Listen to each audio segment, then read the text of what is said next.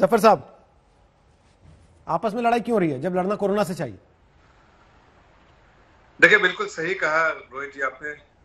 ये बड़े अफसोस की बात है कि जब मुख्यमंत्री इस तरह के ट्वीट करते हैं और इस तरह के मैसेज जो है मीडिया को देते हैं।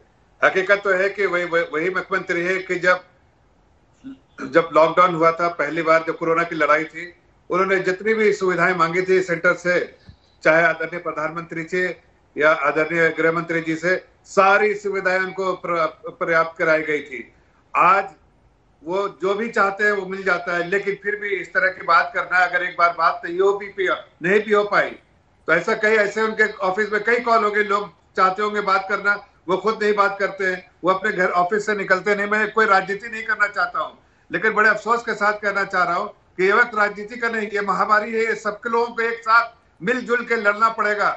जितना साधन पर्याप्त इस देश में, उस साधन के साथ ही लोगों के साथ मुहैया किया जा सकता है, और उसमें जो जिसकी प्राथमिकता है, उस प्राथमिकता को देखते हुए प्रायोरिटाइज करके देना पड़ेगा। लेकिन कोई अगर तो केंद्र को बड़े भाई की भूमिका निभानी पड़ेगी ना। तो उससे समझ में आता है कि उसको अगर मंत्री आके कहेंगे कि सरकार महाराष्ट्र की अयोग्य और भ्रष्ट है, तो वो भी तो वैसे ही जवाब देंगे फिर पलट के।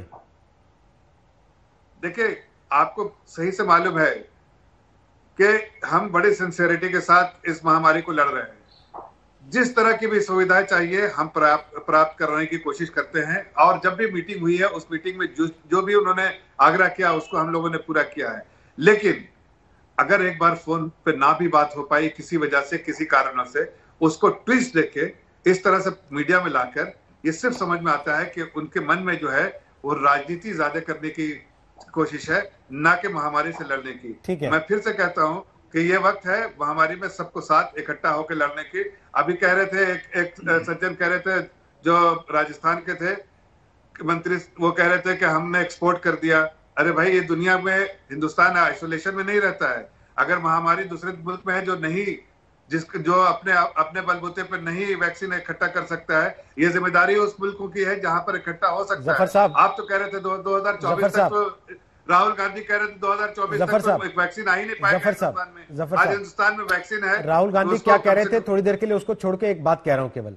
हवाई जहाज में जाते हैं, एयर होस्टेस बताती है ना, ऑक्सीजन मास्क यहां से आएगा, लेकिन दूसरे की मदद करने के पहले अपना लगा लीजिएगा, कहीं ऐसा ना हो कि दूसरे को बचाने में अपने निपट जाए। अरे यहाँ कोई कमी थोड़ी है रोहित जी, कोई थोड़ी कमी हो रही है वैक्सीन की। कमी नहीं है तो फिर ये हालात क्यों हो रहे हैं देश में? नहीं, बेतुकी बातें हैं ये, जिसमें कह रहा है कोई कि वैक्सीन की कमी है। बिल्कुल वैक्सीन अवेलेबल है, पर्याप्त मात्रा में अवेलेबल है, और अवेलेबल भी होगी। जिस मेडिसिन की बात की है, दिल्ली के मुख्यमंत्री प्रेस कॉन्फ्रेंस कर रहे हैं, छत्तीसगढ़ के स्वास्थ्य मंत्री आपके साथ में बैठे हुए यहाँ पर, महाराष्ट्र का सीएम कह रहा है कि हमने पीएम को फोन करके बात करने की कोशिश की, बात ही नहीं हो पाई। फिर अरे ऐसा हो सकता है कि उन्होंने कोशिश की होगी बात करने के लिए, हो सकता है उस वक्त प्रधानमंत्री क्या उन्हीं की कॉल के लिए रुके हैं, ऐसा तो नहीं है ना। वापस उनको कॉल जाएगा। हम कहा कह रहे हैं कि कॉल नहीं करेंगे प्रधानमंत्री जी।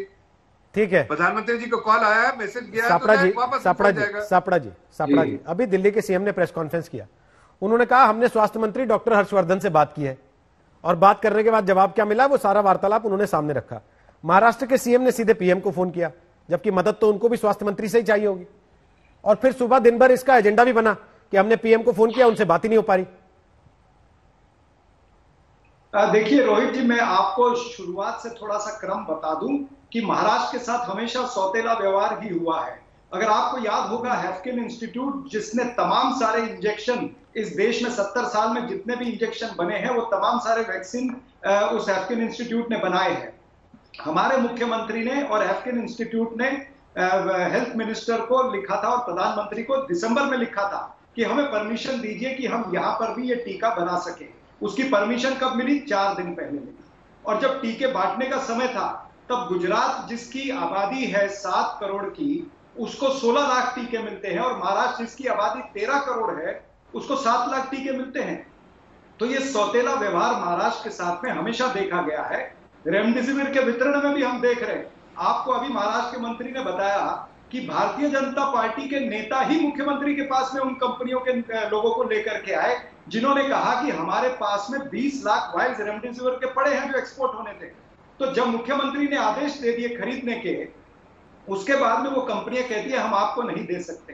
तो कहीं ना कहीं ये जो हम देख रहे हैं, महामारी में भी राजनीति भारी है। ये भारतीय जनता पार्टी को, अरे वो कह रहे हैं आप राजनीति कर रहे हैं, आप कह रहे हैं वो राजनीति कर रहे हैं, पब्लिक मर रही है वहां। मैं उसी पे आ रहा हूं कि आज एक दिन में 2,35,000 लोग संक्रमित हो रहे हैं, 1345 लोगों की मौत हो रही है, शवाग्रह से लेकर के श्मशान तक कतार ही कतार लगी हुई है। आपके चैनल ने ही बताया कि अहमदाबाद के अंदर टोकन पर मिल रही थी लाशें, आपके चैनल ने बताया है। तो ऐसी भयानक परिस्थिति पूरे देश में हो गई है। आप चाहे लखनऊ ले लीजिए, वाराणसी ले लीजिए, अहमदाबाद, भोपाल, हर जगह में मास क्रिमेशन हो रहा है। और ऐसे समय में भी भारतीय जनता पार्टी के नेता अगर मात्र राजनीति करेंगे, इनको तो गुजरात की नहीं तो राहुल गांधी का ये कहना शोभा देता है क्या? राजनीति कर रही थी राहुल गांधी का ये कहना शोभा देता है क्या? शमशान कब्रिस्तान जो कहा सो किया, शोभा देता है ये कहना? नहीं, ये जिम्मेदाराना बयान है। परिस्थिति ऐसी हो रही है कि टोकन पर लाशें मिल रही हैं, लाशें टोकन पर टिकी हुई है, तो विपक्ष का ये दायित्व बनता है कि वो लोगों की गुहार जो है उसको एम्प्लीफाई करे। अगर ये सरकार सत्ता के नशे में बैठी हुई है, सत्ता के नशे में मशगूल है, तो उसको उस नशे से बाहर लाना जरूरी है। आज देश में हाहाकार मचा है और प्रधानमंत्री और गृह मंत्री पश्चिम बंगाल में जाकर के वहां पर जुमले बेच रहे हैं, वहां पर सोनार बंगला की बात कर रहे हैं। जुमले तो आपके नेता भी बेच रहे हैं सर, लाशों के ढेर लग गए हैं। आपको जुमले तो आपके नेता भी बेच रहे हैं, रैलियां तो आप लोग भी कर रहे हैं। आप 36 भाई रैलियां तो आप लोग भी कर रहे हैं सापड़ा जी। और आपने यहाँ तो लॉकडाउन का ऐलान किया महाराष्ट्र में, ये कहते हुए कि पंढरपुर की वोटिंग के बाद वहां शुरू होगा लॉकडाउन। अब ये भला कौन सा लॉकडाउन है जो 4 तरफ से खुला है और पंढरपुर की वोटिंग भी कराना चाहता है, और उसके बाद ठीकरा डाल देता है कि साहब चुनाव आयोग ने कहा है। वही वो भी कर रहे हैं कि चुनाव आयोग ने कहा है।